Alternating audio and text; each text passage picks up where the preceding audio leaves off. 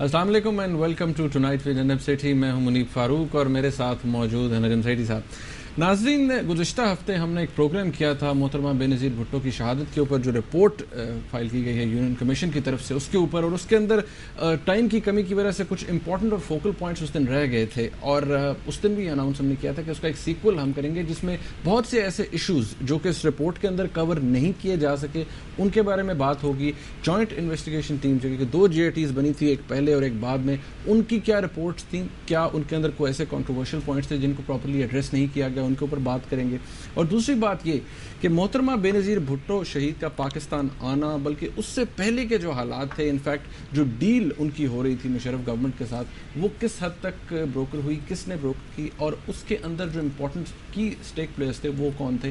آج ہم اپنی ڈسکشن جو ہے وہ اس حوالے سے کریں گے. دوسری امپورٹنٹ بات یہ کہ اب جو فیکٹ فائنڈنگ کمیٹی بنی ہے، جو ایک طرف یہ ڈٹرمن کر رہی ہے کہ ہوزنگ ڈاؤن کس طرح سے ہوئی اور اس کے اندر کیا کوئی ایک آدمی ذمہ دار ہے یا نہیں، تو ذرائع کے مطابق جو دنیا نیوز کو انفارمیشن ملی ہے اس میں یہ کہ وہ رپورٹ جو ہے وہ کمپلیٹ ہو چکی ہے اور کل شاید فائل بھی ہو جائے گی، اور شاید یہ بات سامنے آئے کہ کوئی کسی ایک آدمی کا کام نہیں ہے جس نے کہ اس وقت جو کرائم سین ہے اسے دھویا. بہرحال اس حوالے سے بھی ہم ڈسکشن کا آغاز کرتے ہیں. سیٹھی صاحب، سب سے پہلے جو میرے خیال میں بیک گراؤنڈ ایک ہے اس پوری محترمہ بے نظیر بھٹو کا پاکستان آنا، آپ نے 2004 میں لکھا، اور انفیکٹ 1-2 آرٹیکلس تو میں نے پڑھے جس میں آپ نے کہا تھا کہ، اور اس وقت پیپلز پارٹی والے بلکہ یہ بات نہیں مانتے تھے کہ جی کسی اسٹیج پر بھی پرویز مشرف کے ساتھ کوئی ڈیل ہوگی، لیکن ایکچولی ڈیل ہوئی. آپ کو بہت سی ایسی انفارمیشن نیگوسیشن تھی which you were privy to, آپ کو معلوم تھا، کیا تھی؟ دیکھیے منیب، غالباً 2005 میں نے کچھ مضمون لکھنے شروع کیے. مجھے ایسے لگتا تھا کہ اب پرویز مشرف کو اب الیکشنز کروانے پڑیں گے، اور جب الیکشنز کروائے گا تو اس وقت انہیں کسی اور پولیٹیکل پارٹی کا ساتھ لینا پڑے گا، اور وہ کون سی پولیٹیکل پارٹی ہو سکتی ہے. میری یہ ریزننگ تھی کہ نواز شریف صاحب کے ساتھ تو پرویز مشرف جا نہیں سکتا، تو کس کے ساتھ جائے گا؟ ملاؤں کے ساتھ اب وہ جا نہیں سکتا، کیونکہ 2002 میں انہوں نے ملٹری ملا الائنس بنایا تھا، JUI، جماعت اسلامی، ان سب کے ساتھ، MMA کے ساتھ مل کے بنایا تھا. اب صورتحال 9/11 کے بعد وہ جو انہوں نے اینٹی طالبان فرنٹ کھولا، تو اس وقت ایسے لگتا تھا کہ اب یہ ملاؤں کے ساتھ نہیں جا سکتے، وہ امریکہ کے ساتھ بیٹھ گئے تھے. تو اب میں نے سوچا کہ اب تیسری کون سی پارٹی ہوگی؟ ایک تو ظاہر ہے کیوں ہوگی، دوسری جنرل مشرف صاحب اور اس کی فوج، اور تیسری کس کو ساتھ لے کے چلے گی؟ MMA تو ہوگی نہیں.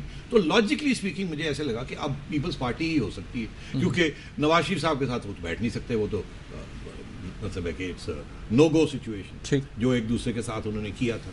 تو اس بیسس کے اوپر میں نے یہ پھر تھیم کو ڈیولپ کرنا شروع کیا.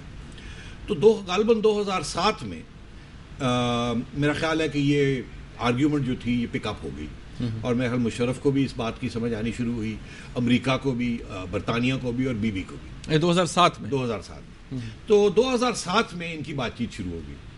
اب جب جیسی بات چیت شروع ہوئی تو میں نے سن لیا کہ یہ بات چیت شروع ہو گئی، اور میں نے یہ کہنا شروع کر دیا انٹرویوز کے اندر کہ ڈیل ہو رہی ہے اگلی الیکشن کے لیے.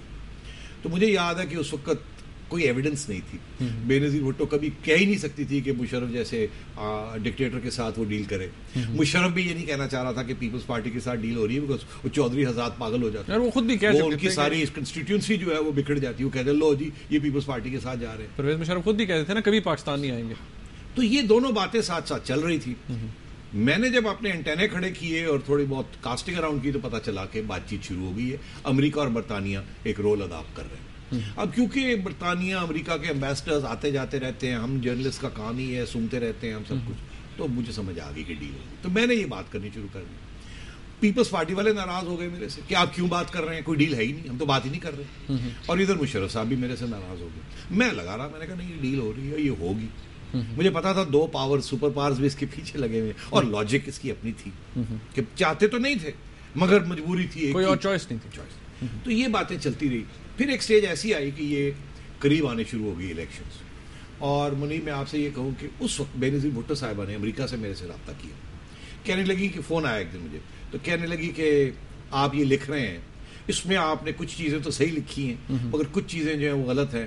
ہم دراصل ڈیل ڈیل کا لفظ اچھا نہیں ہے، یہ آپ مت استعمال کریں. اچھا. تو میں نے کہا بیوی مگر ڈیل تو ہو رہی ہے، یہ ڈیل ہی ہوتی ہے، انڈر ہینڈ جو چیز ہوتی ہے اس کو ڈیل ہی کہتے ہیں انٹرسٹ کے لیے. تو اس وقت بڑی دلچسپ بات ہوئی. انہوں نے کہا کہ دیکھیے ہم یہ چاہتے ہیں جمہوریت کے لیے. تو آپ ان ایشوز کو بھی ہائی لائٹ کریں. میں نے کہا بی بی میں تو کوئی نہیں ایشوز کو ہائی لائٹ, میرا تو جواب یہ ہے کہ جو مجھے نظر آتا ہے میں وہ کروں گا. اسی طریقے کے ساتھ مشرف صاحب سے بھی بات چیت ہوئی تو انہوں نے بھی یہ کہا کہ ڈیل تو نہیں ہو رہی اور آپ یہ ڈیل کیوں لگے رہتے ہیں, ہمیں نقصان ہوتا ہے.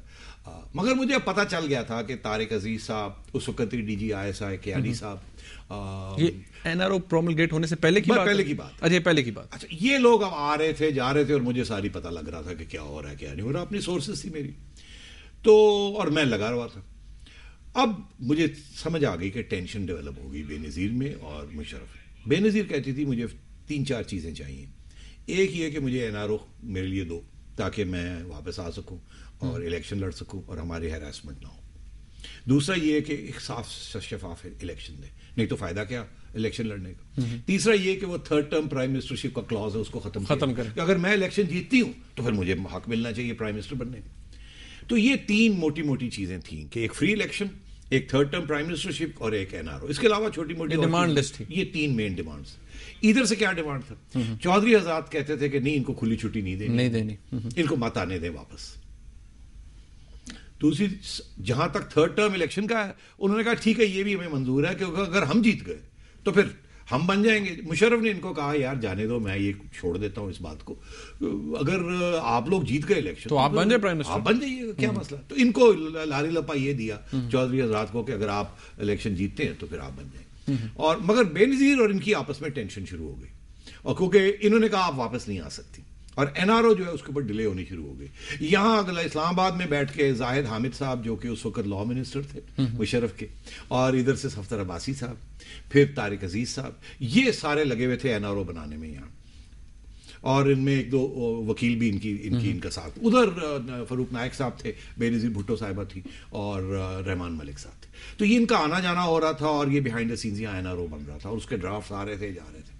اور مطلب ان میں سے میں نے 2-3 ڈرافٹس تو خود بھی میں نے دیکھے ہیں, اس میں کیا کیا اس پہ ایشوز ہو رہے تھے اور کیا نہیں ہو رہے تھے.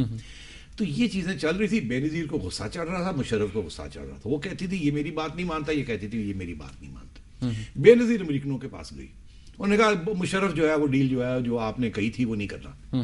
مشرف نے کہا بے نظیر جو ہے وہ ڈیل توڑ رہی ہے, وہ اس قسم کے بیان دے رہی ہے جو اس کو نہیں دینے چاہیے. فائنلی ایک سٹیج ایسی آئی کہ بے نظیر کو فکر ہو گیا کہ میری سیکیورٹی جو ہے وہ ایشو بن رہا ہے. بے نظیر نے مشرف کو کہا کہ میری سیکیورٹی کا انتظام کریں. یہاں سے جو رسپانس ملا وہ اتنا اچھا نہیں ملا.